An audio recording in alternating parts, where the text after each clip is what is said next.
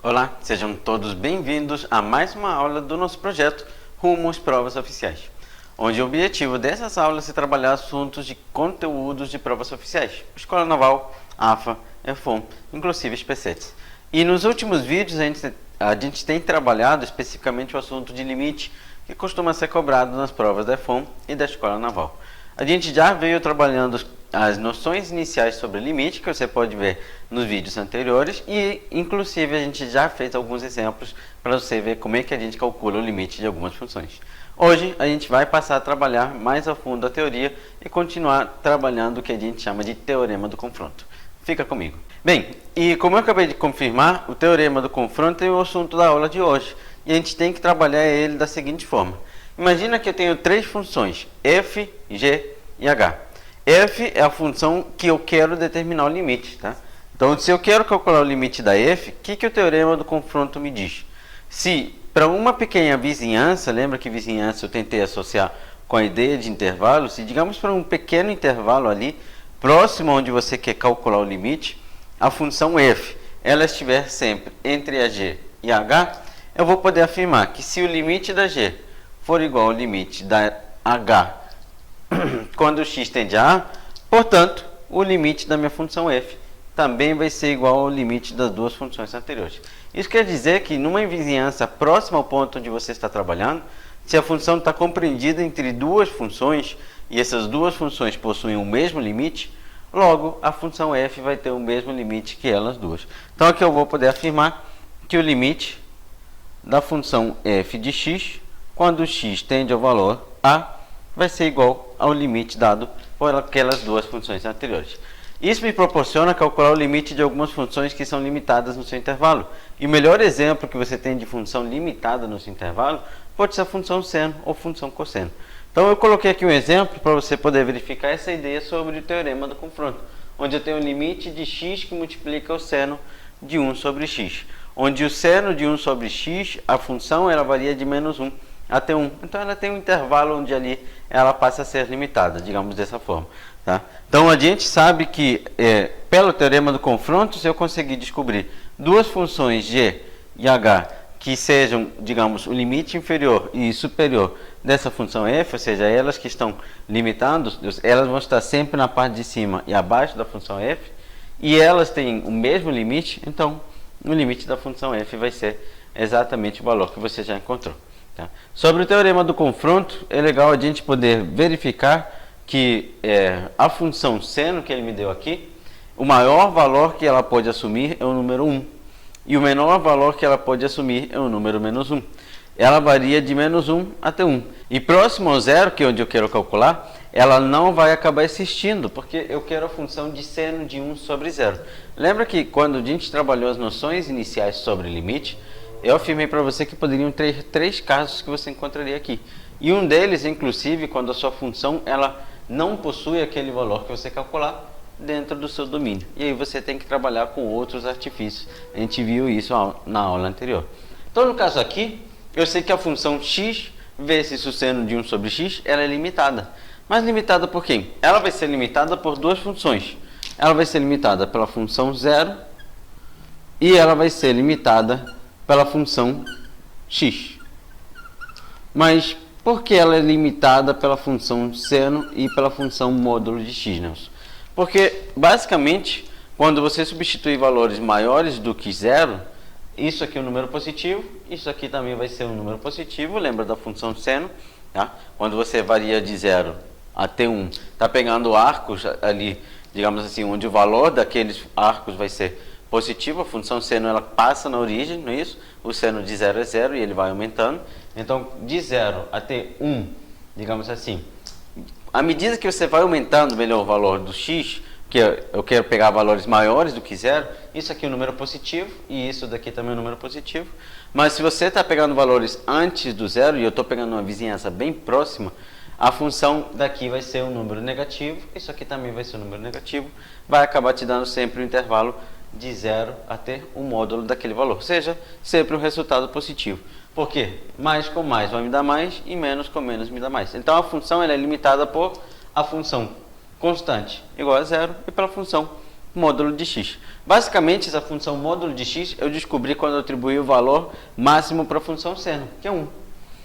E quando eu atribuo o valor máximo para a função seno, esse valor máximo vai me sobrar apenas o módulo daquele valor de x. Porque essa função ela sempre vai me dar um resultado positivo, digamos assim. Então, eu já encontrei duas funções g e h que vão limitar os valores dessa função, ou seja, que vão ser menores e maiores do que os resultados que eu vou encontrar para essa função. Portanto, o limite da função g, que seria essa primeira aqui, de x, quando x tende a zero, vai ser igual ao limite de zero quando x tende a zero, que vai ser o próprio zero. Então, essa aqui seria a primeira função, a função g, que eu encontrei. A segunda função vai ser a função h, que seria essa daqui. E eu teria que o limite da função h de x, quando x tende a zero, vai me dar igual ao limite do módulo de x, quando x tende a zero. E mesmo que você pegue valores depois ou antes do zero, porque isso daqui, lembra que é limite lateral, a gente já viu em aulas anteriores, eu vou sempre me aproximar do próprio zero, porque se você pegar números depois do zero, mesmo que te dê valores positivos, e aqui valores negativos, você sempre está tendendo a chegar ao número zero. Então, isso daqui também vai me dar zero. Se eu tenho g e h com o mesmo valor de limite, e as duas limitando a minha função f, vou poder afirmar que o limite dessa função, quando x tende a zero, vai ser zero mesmo. Esse vai ser o valor que a gente vai encontrar para o limite dessa função. Então, essa seria a ideia principal que a gente trabalha sobre o teorema do confronto para funções desse tipo. Um outro exemplo que eu peguei aqui, vou só variar apenas o valor do x, vou colocar x² vezes o seno de 1 sobre x, eu vou poder verificar exatamente a mesma coisa. Para você poder identificar quem é que está limitando aquela função, você tem que imaginar valores próximos do zero. Lembra que a sua função seno ela é uma função periódica que possui o seguinte gráfico. Eixo y, eixo x. Ela vem, passa na origem, sobe e volta a descer. Seria mais ou menos esse gráfico. Só que como eu estou pegando uma vizinhança muito próxima do zero, estou pegando valores, digamos, dentro desse delta aqui. Dentro desse delta. Bem próximos ao zero. Tá? Bem próximos daquele zero. Então, eu estou pegando valores bem próximos daquele zero, onde você vai ver que depois do zero está sempre na parte de cima, está sempre me dando valores positivos. Antes do zero está sempre na parte de baixo, está sempre me dando valores negativos. A gente não pega valores muito grandes, porque se você pegar valores muito grandes, você sabe que como ela é periódica, ela volta a atravessar para a parte de baixo. Então, o limite de x² vezes o seno de x, esse cara aqui, próximo do zero, ele vai acabar me dando valores sempre positivos. Então, próximo do zero, você pode verificar que essa função aqui, ela acaba sendo limitada pelos mesmos intervalos que eu coloquei para a função anterior. Ou seja, dessa vez, essa função varia de zero até o módulo de x² vezes o seno de 1 sobre x, que é a função 1 sobre x, calma, que eu estou interessado em calcular, menor ou igual do que o valor de x². Então, os valores que vão limitar essa função em uma região bem próxima do zero vão ser o zero, o módulo dessa função e o próprio x². Eu não vou pegar valores tão antes do zero, nem, digamos assim, muito longe deles, porque a gente não está interessado em se afastar do zero. A gente sempre está interessado em pegar uma vizinhança cada vez menor, cada vez mais próxima daquele valor. Dessa forma, quando eu calculo o limite dessa função, limite de zero, quando x tende ao próprio zero, aqui esqueci de colocar, né? X tendendo a zero, vai me dar zero, e quando eu calculo o limite dessa função, também vai me dar zero. De x², quando x tende a zero, também vai zerar. Então, portanto, eu vou poder afirmar que essa função, ela vai ter o mesmo limite que as duas anteriores, que vai ser zero. Próximas ao zero, elas vão ter o valor do limite sendo igual. Então, se elas são as funções limitantes para a minha função f, eu vou poder afirmar que o limite é igual à função delas. Na nossa próxima aula sobre exercícios, a gente vai trabalhar mais exercícios sobre esse teorema do confronto, para você compreender melhor a ideia, como é que a gente utiliza ele. Ainda nessa aula, a gente vai abordar o assunto sobre o primeiro limite fundamental. Também ainda sobre essa parte inicial sobre o cálculo de limite. Como você pode ver, o teorema do confronto e o primeiro limite fundamental passam a trabalhar as funções trigonométricas, que é normal a gente determinar o limite delas. Então, o primeiro limite fundamental é o limite do seno de x dividido por x vai me dar sempre 1. Eu não vou precisar demonstrar o valor desse limite, mas caso a gente esteja interessado em calcular esse limite por regrinha, tem uma regra que a gente utiliza para poder calcular esse valor com mais facilidade, que é a regrinha de L'Hopital. Por L'Hopital a gente consegue comprovar que esse valor de limite vai me dar sempre 1 quando eu trabalhar com o seno de x. Mas se você parar para pensar, tá? Esse tipo de limite fundamental, ele basicamente serve para eu poder pegar a minha função, reorganizar ela, de maneira que eu consiga chegar a exatamente o que ele me deu. Então, esses limites fundamentais é aquela parte que você começa a tentar desenvolver a sua função para que apareça isso aqui que ele acabou te dando. Então, por exemplo, o limite da tangente de x dividido por x quando o x tende a zero. O limite da tangente de x dividido por x quando x tende a zero, aqui embaixo tem o número zero e isso daí não pode acontecer. Então eu preciso rearrumar a minha função. Só que na primeira aula de exercícios, a gente arrumava a nossa função era através de fatoração e produtos notáveis. A função tangente não tem essa característica. Então eu vou precisar abrir a minha função tangente como a definição dela sendo a divisão do seno pelo cosseno. Então eu vou poder afirmar o seguinte: essa função vai ser a mesma coisa que o limite de x tendendo a zero da tangente, que é seno de x, sobre cosseno de x, vezes 1 sobre x. Esse 1 sobre x é o denominador que eu tinha ali. Eu só separei para já ficar bem bonitinho, para não precisar trabalhar depois com divisão de frações. Então, eu fiquei com esse cara aqui. Só que repara bem que aqui eu posso reescrever da seguinte forma: limite de x tendendo a zero do 1 sobre o cosseno de x e multiplica o seno de x sobre x quando x tende a zero. Eu posso reorganizar essa função porque o produto me tem uma propriedade que é a ordem dos fatores não altera o produto. Então, se o seno vai multiplicar 1, é a mesma coisa que 1 multiplicar o seno. Para que isso aqui apareça para mim. Quando isso apareça, eu já posso garantir que o valor desse limite vai me dar 1. Porque lembra que o produto do limite é o limite dos produtos. Então, o limite do produto, tá, é o produto dos limites. Então, eu poderia abrir no limite disso vezes o limite disso. Mas esse cara aqui é um valor já conhecido. É um limite fundamental. Então, ele vai me dar sempre 1. Então, eu vou acabar ficando com o limite de x tendendo a zero de 1 sobre o cosseno de x. Mas, Nelson, embaixo não pode ter zero. Mas lembra que o cosseno de zero é possível calcular ele e não vale zero.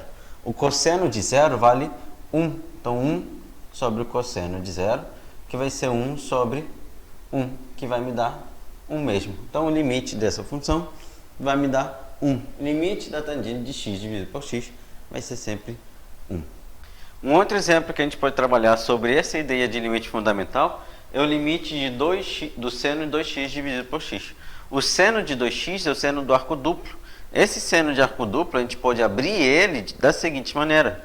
Ele vai ser a mesma coisa que o limite de x tendendo a zero de 2 vezes o seno de x vezes o cosseno de x, tudo dividido por x. Então, eu posso abrir aquele arco duplo, seno de 2x, como 2 vezes o seno vezes o cosseno. É a fórmula do arco duplo.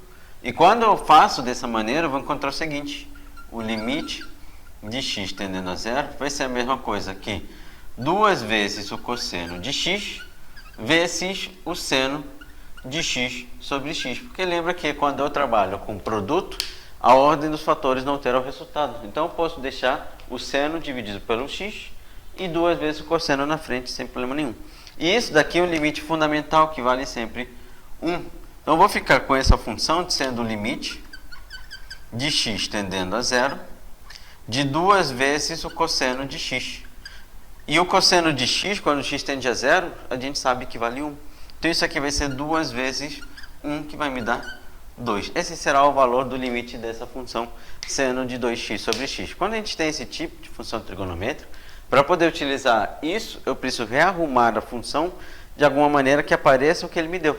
Quando aparece, como eu já sei o valor daquele limite, eu não preciso trabalhar com outras regrinhas, melhor, não há necessidade, porque eu já posso substituir ele pelo valor que ele me deu e acabar ficando com uma função bem mais simples.